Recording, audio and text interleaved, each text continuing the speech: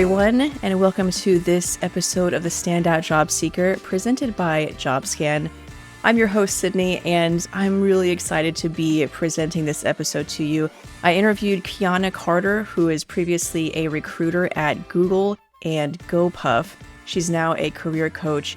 She had so much to share, so this interview is going to be great. I say this every time, but I encourage you to listen to the whole episode. Now, if you're listening to the audio version of this podcast, first of all, thank you for listening to all of our followers and subscribers who have been here from the beginning. It's been great, and I have so many more episodes and great interviews lined up for you. But just so you know, I'm also doing video versions of the podcast. So if you're listening to the audio version, you can watch the video of each episode on the Jobscan YouTube channel. So it makes it a little more personal. You can see the person that I'm talking to as I do the interview. So go to the Jobscan YouTube channel to watch the video if you want to do that. Also, if you're listening on Spotify also has a video there.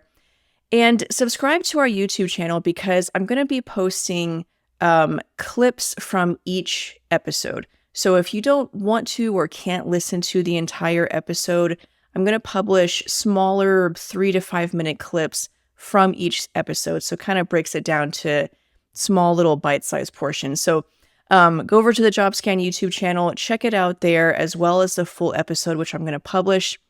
But thank you again for listening. Thank you to our new watchers on YouTube and on Spotify for video. Let's get into this interview with Keanna Carter. It's really great. So thanks for watching. We'll get to the interview now.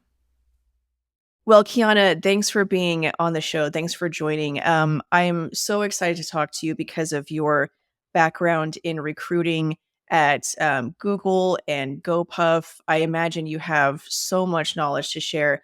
First, I want to give you a chance to introduce yourself to the audience and where you're coming from, your background, and your expertise. Yes, and Sydney, thank you for having me. It's a pleasure to be here. So, as Sydney mentioned, my name is Keanna. I do have a background in recruiting. I've been recruiting for the last 8 years. Wow. My first job right after college was at Facebook, where I was in the healthcare space. Wasn't really in recruiting yet, but did put my feet into recruiting. And that's when I realized I wanted to dive deeper and make that into my career. So, my first official recruiting role was at Google. I started as a recruiting coordinator, so really just learning the ropes in terms of what candidates are applying for, what resumes should look like, how to schedule their interviews, how to team up with recruiters. I was in that role for 10 months and got a promotion to be a full cycle recruiter, and it was Yeah. amazing. And that's where I've learned all the ins and outs of recruiting at Google and how candidate experience is top of mind, how to how to say things and what not to say in interviews, and also drafting offers. So I was at Google for 2 years, then moved on to startup. The startup space is a lot different from that big tech space, but that's where I went to GoPuff and got to build out all of their engineering and data teams as a recruiter. Wow. So that was fun. Was at GoPuff for 2.5 years and then decided to branch into a new space of career coaching. So in August of last year, I did launch Your Key Coach. My website is yourkeycoach.com. And my mission is to unlock your career potential, whether that's through resume writing, LinkedIn optimization, interview preparation, and salary negotiation. Mm. So really taking what I learned from Google, GoPuff, and really just teaching people the other side of the Yeah. job search. So helping them land a new role. Yeah. And I can imagine at a place like Google where y'all have to get so many applicants for every role. Do you have an estimate of how many resumes you looked at in your time as a recruiter? I would say, like at Google, we get millions of resumes, right? So Millions? obviously, yes, millions. Like Wow. there's some crazy statistic about like getting a interview at Google is equivalent to like winning the lottery or something like that. Wow. Like Wow. it's tricky because of so many applications. But throughout my career, I want to say I've at least looked at at this point, probably 10,000 resumes, including Yeah. from coaching too. Yeah. So I can look at a resume for 20 seconds and know whether we're moving forward with them or not. Wow, okay. Yeah, so I was thinking thousands, the million I was not expecting millions. But yeah, so you've pretty much seen it all. And I've heard that before that recruiters, the longer they've been doing it or like actually being able to evaluate a resume quickly is a skill. Like they are actually actively Mhm. trying to be faster at it. So that kind of leads into my main question, just looking at like big picture, high level. Um, when you're looking at a resume, what are the key differences between the best resumes that you've seen where you're like, "Oh my god, we have to bring them in," and the worst resumes? What do those people do differently on the really good, resumes that get them an interview? Yes. So let's start with the best resumes. Whenever I think of a best resume, I'm thinking of, okay, what job am I hiring for? That's top of mind. So when I have that as top of mind, then I'm starting to source. And when I source through resumes, I'm looking at what's their first role, whether it's their most current role or the last role they held. Mm, We're looking there. So does their current role align with the role I'm hiring for? And I would say with this job market, it is best to make lateral moves. A lot of hiring yeah, managers do want to see folks that currently have been in the role that they're hiring for or have done very specific things that align to the role that we're hiring for. So we're mhm, looking at those in the title, the keywords. So if I'm looking yeah, for a product manager, for example, I would need to see product manager at Google or product manager at GoPuff for me to even continue reading. Like if it's someone that's, I don't know, like a nurse applying for a product manager role, I'm probably not going to read the rest of your resume. okay, So yeah, starts with the title. Next is, does the resume look clean and concise? Is it grammatically correct? Is the mm, spelling correct? I remember working with a hiring manager at GoPuff, and we were looking for an analytics engineer. And although the content was great, she was like, I see 2 to 3 spelling errors. So I don't want to move forward with this candidate because the attention to detail isn't there. yeah, So definitely keep in mind, like, the content has to be there, but also make sure it's clean, concise, and also too, we wanna see metrics, we wanna see data, like, yeah, we wanna see that you made an impact. That's gonna separate you from the other candidates that we're looking at, and let's say they don't have that data point or those metrics, and mhm, you do, you're most likely going to make it through the next round or make it to an interview. And then lastly, I would say those action words too. Like a lot of people need to know how to lead. Have you managed something? Have you built something? Like what have you done with those action verbs? And making sure you don't use the same action verbs for every bullet point. So if you say managed 4 times, switch it up. Say okay, led, okay, say guided, say directed. okay. So keep it concise, but also mix it up with those action words. Okay. So that all was amazing. Like that in itself was gold. The job title match. So I found the same thing. We actually did um we looked at data from all of the resumes and job applications that Jobscan users have done, and we found that having a job title match increased their interview rate by I want to say like it was like a 3x increase in interview rate. Mm, So yeah, that lines up with everything I've heard and it makes sense. Like if I'm hiring for a role, I want someone who's done that role. And it doesn't mean that the other people don't have value. Like, you don't want to be harsh, but it's just like I need to find the best person for this role. So I think that makes right. sense. Would you say then that like you had mentioned like especially in this job market, we're looking for people with a job title match. Is now, like, maybe not the best time to make a career change, or do you think that could still work on a job application? I would say if you're an internal employee, making Mhm, a career change is much faster and efficient versus okay, going externally and trying to make that okay, change. Reason being is because when you're an internal, move or when you're going upwards internally, they're going to trust you more. And you have those data points from your performance reviews. You have support Oh, from your manager, all of those things that back you up in terms of getting that promotion or move up versus externally trying to make those moves. They don't know you. I would say you would mhm. have to get a referral if you're trying to make those upward moves externally, but your best chances are getting that upward move internally. Oh, okay, okay, interesting. That makes sense. Okay. So then the next thing you mentioned was clean and concise. Does that mean like the formatting or the design of the resume? Okay. Why is that helpful in evaluating the candidate? So, a lot of resumes, I feel like a lot of people want to be creative or they want to put all these crazy colors to stand out. And I have not seen any like statistics that say like Mhm. the more yellow or orange you put, the more Yeah. likely you're going to get a resume. Like, no, it's all about content. That's the focus, but also clean. We don't want the words, we don't want it to just be a wall of text. Like, we want to get Okay. away from that. You want to make sure that there's spaces, easy to read, the bullet points aren't running over.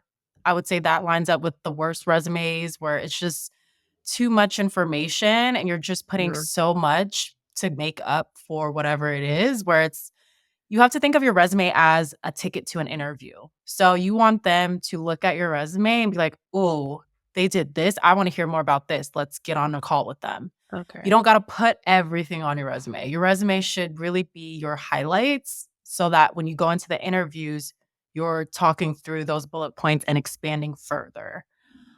So that's really what you really want to do. And then also to be careful with Canva. I know a lot of people use Mhm. Canva to get their templates.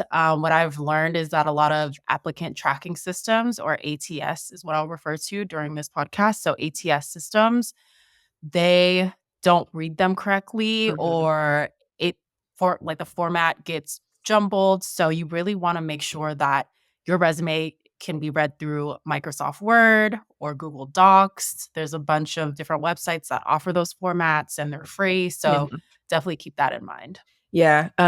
That's one thing. So like our resume builder, we have templates in there. And one of the things I hear a lot is like, they're so boring. Like they don't look really cool. And it's like, this isn't, you're not trying to look pretty. You're trying to get a job. Okay. So yes, it's very Mhm. simple. And we've also tested like a lot of the ATSs and we saw that a lot of them couldn't read resumes with a lot of graphics or tables or whatever. Mhm. Um, and is that like, so when you were saying, like, it would get jumbled and stuff, would you use an ATS to, like, search for certain, like, job titles or, like, why does that formatting matter? Yeah, so a lot of companies do use their ATS first to find candidates before they go on LinkedIn to do Okay. like the passive sourcing. Oh, okay. Because anyone in the ATS is essentially, we don't have to sell them the job. They are wanting to work for us. So it's less of a sell versus trying to find people on LinkedIn and we have to sell the role and the company. And especially for GoPuff, for example, no one really knew what GoPuff was compared to Google, where Mhm. Google, you don't really got to do a hard sell. Yeah. So it's like when we're looking through the ATS and we do find good candidates, we are looking at that clean resume and making sure Okay. that the ATS system can filter it out and read it. Yeah. So it is really important to have that template Okay. correct. And then I imagine too, like, along the lines of like a lot of colors and stuff, is some of that too just like making it easier for the recruiter to look at the resume and read it? Like they are humans after all. And if the whole page is yellow, like that's just not appealing. Like, is there an element of that of like, yes, ATS friendly, but also just like human friendly? Yes, that's a good point. And like you said, it's human friendly is very important, and all the colors, and it could be a lot. And Yeah. Okay. I would say the only time you may want to focus on it, the template being colorful, is maybe if Mhm. you're applying for like a graphic design role. But even then, it's like use your portfolio to showcase your style. You don't have to do that through a resume. You can maybe gently do it, but you don't have to do it solely through the resume. And another point too is pictures. So I know some people like to put their photo on their resume. I don't recommend that. I think LinkedIn is where they're going to verify who you are, want to see your face. But your resume should solely be just your information. It shouldn't have your photo because that's when the whole discrimination Yeah. laws can kind of come into play. And we don't want that to factor in. Like they should only be seeing what you do and it should just be text. Yeah. Okay. Okay. So then more on to that. You talked about like some of the best resumes and what's different about them. And then some of the things of like the worst resumes, like absolutely do not do this. One of the things was too much information, spelling mistakes. Are Mhm. there other things where a resume is like absolutely not like things that people should definitely avoid? Yeah. So with too much information, too little information. So there has to be a balance, right? Okay. Where it's like you should have concise sentences, but also make sure that you have that action verb, you have those metrics, and then what did you achieve? That's really what that those bullet points Yeah. should have. And if you just put, I worked on a project, well, that's a little too vague. Like, what project was it? How many people did you work with? What tools did you use? And what problem did you solve? So you really want to expand on those bullet points, but again, does not need to be a whole paragraph for one bullet point. It should literally be a sentence. Okay. So again, just making sure that it's not too wordy, but also don't make it too vague. Yeah. That's really what is one piece of that as a worst resume.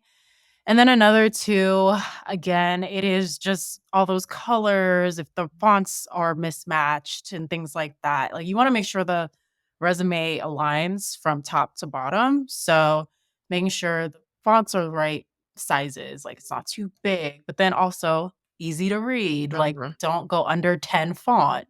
Like Yeah. maybe 10 to 11 is like the average, maybe 12. And then also pages on pages on pages. Ugh, we don't have time to read pages.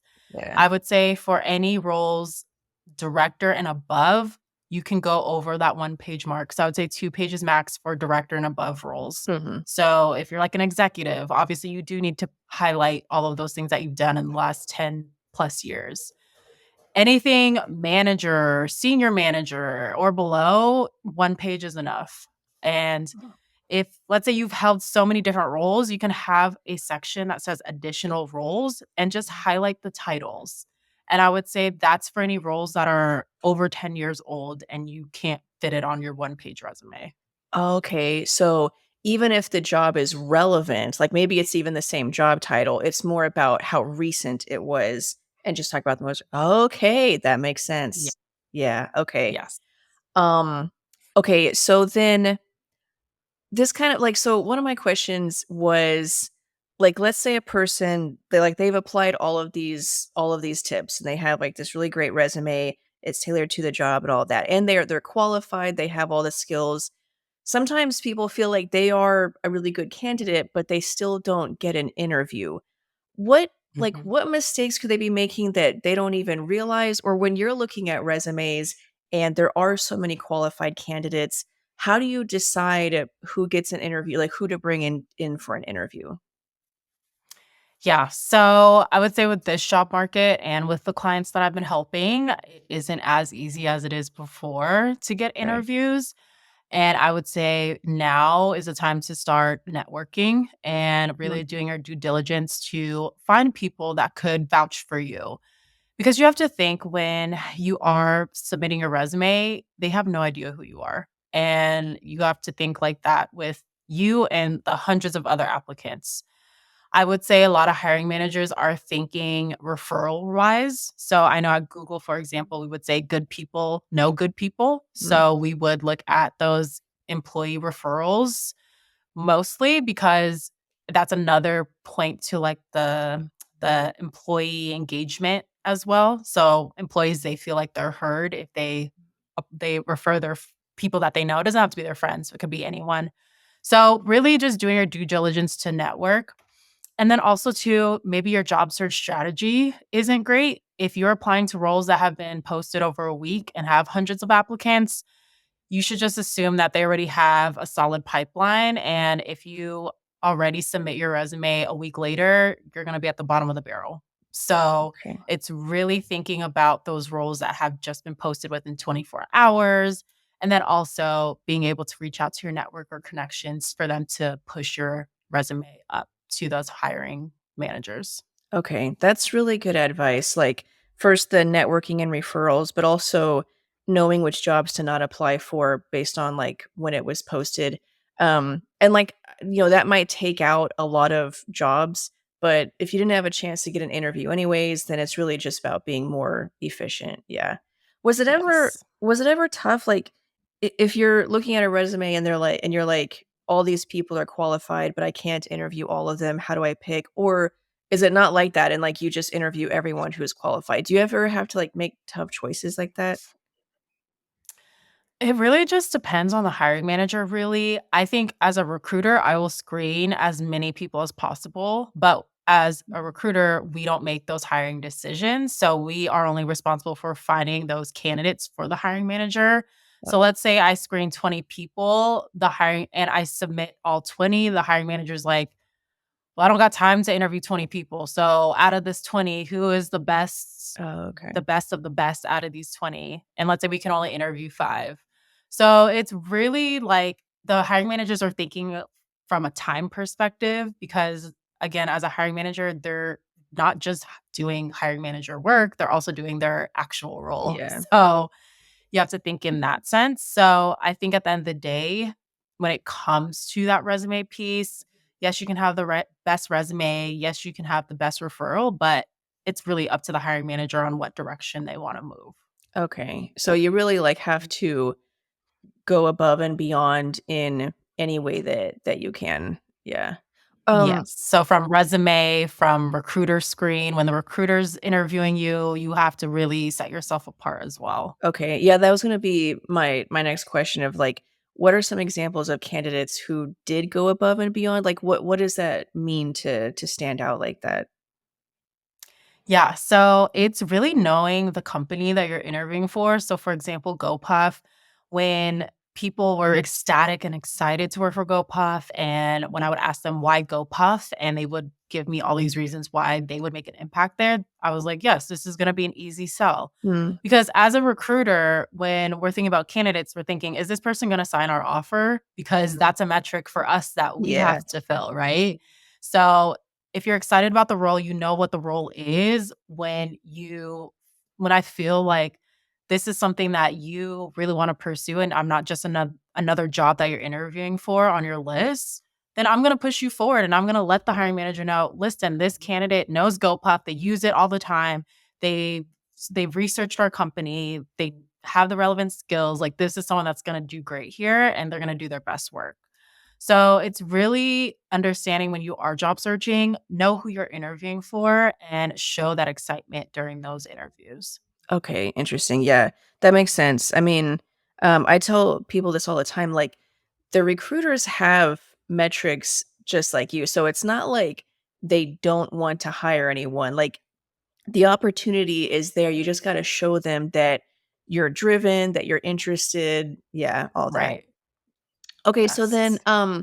going back to the resume, what if you had to like put it in simple terms, what is it that you're looking for when you're looking at the resume? Is it all just experience? Is it skills? Is it achievements? Like what is it that you're looking for whenever you're going through those resumes? So the 3 things that I look for as a recruiter, and this is just speaking for myself, I mean, every other recruiter is different, would be relevant experience. Because when I am in those hiring manager meetings and we are talking about the role, the main thing that we're looking for is someone that knows that can come in and really just dominate the role. So having relevant experience and having that aligned job title that they currently have to the role that I'm hiring for. Next would be transferable skills. So I want to make sure that you have the tools that we need for someone to succeed in this role. Do you have experience? Are you capable? Is there anything that aligns with the job description? So really making sure that your resume aligns with the job description so that when I hop on the phone with you, I'm confirming, hey, it says you did this. Can you tell me more about that? So we want to know about those transferable skills. And lastly, is your achievements. What have you achieved, especially for a leadership role? If I'm hiring for someone that's going to be a manager, for example, I want to know how many people have you managed? Tell me about your management style. What other things have you done outside of management? Have you achieved any goals as a manager? So, really just understanding what have you achieved and accomplished, and that kind of shows me that you're able to accomplish those goals and more if we were to hire you. Yeah, okay. Yeah, that makes sense because it's like when I'm interviewing or evaluating candidates, you get to a point where they all have the skills you're looking for. Like if I'm hiring a writer, Mhm. everyone who applies is a writer. So I want to know Right, how good you are as a writer. So that's why like the achievements or measurable results, that tells me your skill level, not just if you have the skill, but right. your skill level.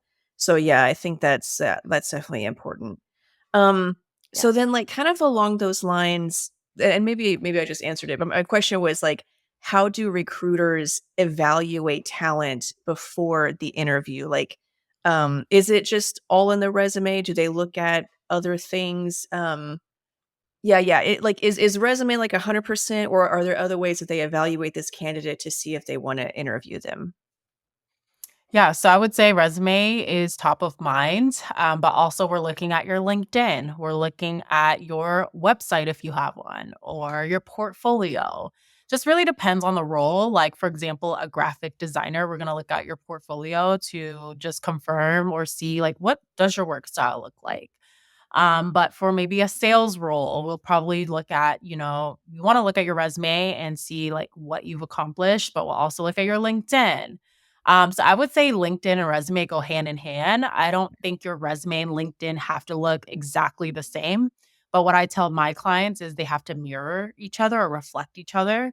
So I would go in on metrics with your resume and then your LinkedIn, since it's the world wide web, you want to kind of just be mindful that you don't want to put too much out there. Okay. So you want to just make it generalized. I would say whatever's on your resume can go on your LinkedIn, but take out the metrics and save those metrics for your resume. Oh, okay. Yeah. Yeah, I usually tell people that. Because one question I get a lot is, how do I tailor my LinkedIn profile? Because, like, my resume, I can tailor it for every job I apply for, but my LinkedIn, I only have one. And so it's Yeah, just like, it's a little more broad. Like, you're going to include the same stuff, but maybe make it a little more broad and include, like, maybe all of your skills or something instead of, like, being very specific with it. But I've heard that right. too, that LinkedIn is becoming very popular. Actually, Employee, who owns a bunch of ATSs, they released their Recruiter Nation report, and LinkedIn was the number one social network for sourcing candidates, which makes sense. Yes. It's more business oriented. Do y'all so like and I assume that's like, is it as common to have a job listing where people can apply, but you're also like actively doing sourcing through LinkedIn? Like, is that kind of like 50-50 whenever you're hiring? Yes. Okay. So my approach is to go through the applicant tracking system first. And once Okay. that's exhausted, then do my sourcing. Or there are times where I'll split up the day where I'll do from 9 to 11, I'll do sourcing through the ATS. And then from 1 to 3, I'll do sourcing on LinkedIn. So Okay. really just switching it up. I like to have a variety of candidates. And it's just nice to just break up the monotony of just being on the ATS all day or being Okay. on LinkedIn all day. Okay. Okay. So I'm like really curious, and I don't know, I might edit this out, but I just have to ask. So I've heard recruiters on LinkedIn say, the ATS isn't what everyone says. Like, there's no like searching, or there's no such thing as an ATS friendly resume, or like you don't need to worry about ATS resume and all that stuff. But then I hear from other recruiters that like, yeah, I use the ATS to sort and filter candidates and to search for them. So I don't know what my question is, but why do some recruiters say that and then other recruiters are like, no, we use the ATS all the time.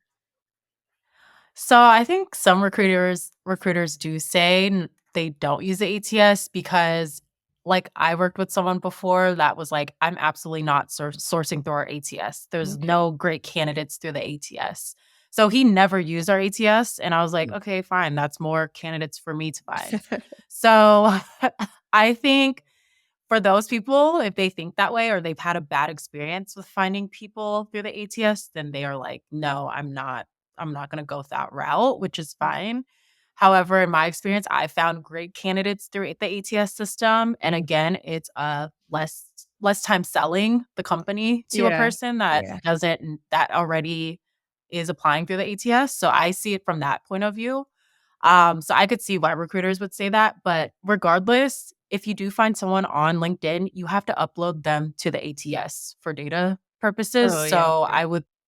I would think that you should still have the mentality that a resume should be ATS approved or Yeah. ATS Friendly. compatible. Yeah. Yeah. Okay. Yeah.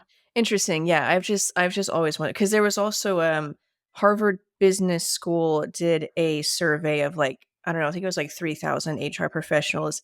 And they found that, I don't remember the exact percentage, but I think it was something like 89% of them used certain qualifications like years of experience or certifications to filter or rank candidates through, a program like an ATS. So Mhm. I hear like conflicting stuff, and I'm just like, why do some people say this and some people say this? But it makes sense. I mean, every recruiter is different. So it's probably better Mhm. to be safe than sorry, basically. Right. Um, Yeah. okay, so then let me see. I kind of wanna spend the second half of this talking about AI going into, like, resume do's and don'ts. First, Mhm. like, big question that everybody wants to know, I'm sure, is, can a recruiter tell if an applicant used AI on their resume? I can speak for myself, I can. Okay. Because you just start especially when you start comparing people's resumes, you're like, "This looks very redundant," or like, "Look Um, at these," like, the formatting. Like, you mhm. can tell when they're using, like, a AI generated resume where Mhm. the resume is solely compatible or, like, made through Well, AI. like 100%. Um Yeah. Yeah. yeah, where they're not even doing they're not touching it. They're just, Yeah. Yeah. like, using whatever they had, they're putting it through the AI system, and they're just forming a new resume for them. Reasons or ways I can tell is those action verbs. Again, if it starts looking like I see managed 5 or 10 Mhm. times, I'm like, "Okay, AI definitely made this." Like, you didn't even try to switch it up. If the bullet points, you can kinda just see, like, the lengths of it, like, all throughout is, like, the same. Like, Oh. it's just, like, it starts getting redundant. Yeah. Um, but I would say content-wise, maybe you can't really tell because obviously everyone has different roles, things like that, but I would say formatting-wise, you can kind of see, like, this looks a little too perfect, or Okay. this looks a little too redundant. So I would say, yes, some recruiters probably know more than me, Mhm. or someone could probably spot it more. So I would just be very, very careful when you're solely just relying on AI. You're not Mhm. doing any editing at all, and you're not even trying to make it your own. Yeah. Okay, so, like, I've seen different, like, social posts or articles or something on, like, people are like, "I just go into Chat GPT and I give it, like, the information, and then it writes, like, a tailored resume or something," and I'm like, "Oh my god, don't do that," because you Yeah, should not have it be writing 100% of your resume. Now, like, right. so then my next question is, like, are there ways to use AI that, like, do make sense, or, like, yeah, that do make sense, that won't hurt you? Because like, it does speed things up, and we want to be Mhm. more efficient. So how could a person use it in a way that's helpful, in a way that's good? Yeah, this is a great question. I would say use it if you're not sure about grammar or maybe Oh, spelling or the flow of it. So mhm, I would even put in like, does this make sense? And then put the bullet point. Or does this sound okay? Things like that. Like if you want a gut check or a pulse check, mhm, that's when you use ChatGPT or those other ones. I mostly use it for grammar. If I want to just verify if this is grammatically correct, making sure, let's say, like if there's too much jargon or like too much of something, or if, let's say I have a long bullet point and I want to like keep it a little more concise. So I'd be like, Mhm. can you take out some words or can you revamp this so it does sound more short and sweet? Like those are the ways I would use it, but I Okay. really wouldn't use it to just draft you up a full on resume. I just use Yeah. it as a pulse check. Yeah. Okay. Okay. So, let me see. I'll ask you if this makes sense. So, like in Jobscan, we have like in the resume builder, you can like you write your bullet points and stuff, or you can have there's like an AI thing that will generate the bullet points.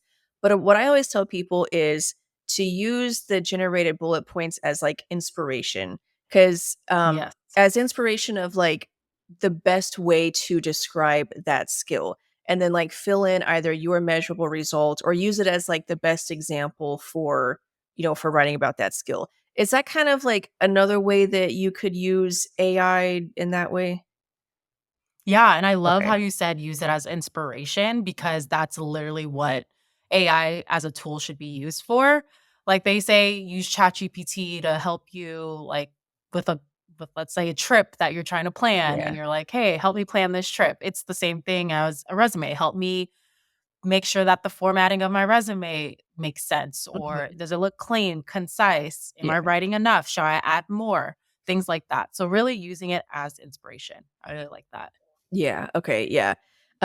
Yeah, that's what I always thought, like, it's kind of unless you can, because the thing is, like, it doesn't know you very well, like, it knows you, especially something like in our tool, it's been like, the AI has been trained a little bit, so it knows to take certain things into consideration, but you know you Mhm. better than anyone else. So you can take what it gives as, yeah, like, inspiration or an example or kinda modify it a little bit, but never like 100% AI written. Yeah, okay. Right. Um, okay, so then I guess another okay, so to kinda like wrap that up in a nice bow, going from like definitely do this, definitely don't do this. What do you think are the biggest mistakes that people make that are like completely avoidable? Like maybe they just didn't even know that they were supposed to do this. What would be like the major takeaway of don't do this, make sure that you're avoiding this kind of thing? Honestly, what I've been seeing nowadays is resumes are too long. Whoa. People really think that they got to put every single thing that they've done in every single role that they did. Mhm. Even bullet points. There's sometimes for like the role they have now or their most recent role, they'll have 10 bullet points. Oh wow. I'm like, we gotta That's a cut lot. that down to maybe 4 or 5, maybe Yeah. 6. But anything over 6, it's like, let's move on. Mhm. So really the length nowadays, I think people want to really sell themselves. And a lot of people think the more I put on, the more chances I'm going to get the interview. And Yeah. there's no correlation with that. So you got to really think one page again as someone that's not not in an exec role. So anything below director, keep it one page. Director and up, two. But even with 2 pages, make sure you don't have more than 6 bullet points per role. Okay. And that kind of leads in with that keeping that resume clean and concise. It's not a wall of text Mhm. because when you see 10 bullet points for one role, that's a wall of text. And it's just going to be very hard to read. And really just keeping in mind again, average time a resume is read by a recruiter is 20 seconds. Like they're really not spending a lot of time reading. Yeah. I would say the only time they spend a lot of time is when you're in the final rounds and they're debriefing between you and another candidate. And they're trying to figure out, okay, candidate A has this, this, and this, and candidate B has this, this, and this. So I would say, again, just making sure that your resume does align with the job description, making sure you do have the tools and skills that the job description is asking for. And Mm. then again, keep it not so wordy and not too many bullet points that are overwhelming to the eye. Okay, okay. Um, Along the lines of, like, being relevant, if like, let's say a person doesn't have a job title match or, like, really relevant experience, should they just not apply for the role? Like, is this about being, like giving yourself the best, like not spray and pray, like only apply for the roles that you have relevant experience to. Like, would that be the best way to look at it? Yeah, you have to think that recruiters and hiring managers, they have a checklist and they're going through that checklist when they're looking at resumes. And some of Mm. the things on that checklist is, does this person have a relevant title or role compared to what we're hiring Yeah. for?